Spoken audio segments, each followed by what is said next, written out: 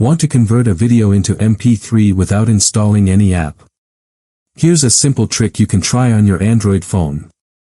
First, open your file manager. And find the video you want to convert.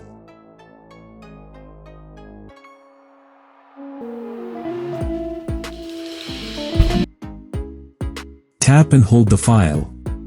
Tap the three dots. Then select Rename.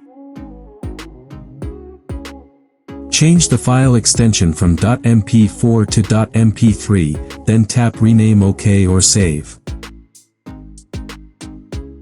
Then tap Change. Now, open the renamed file with your music player.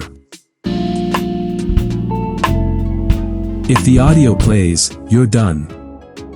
Keep in mind, this trick only works with some video files and phones.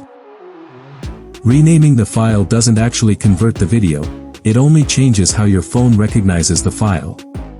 If it doesn't work, you'll need a real audio converter app or website. That's it. If this video helped you, don't forget to like, share, and subscribe for more easy Android tips.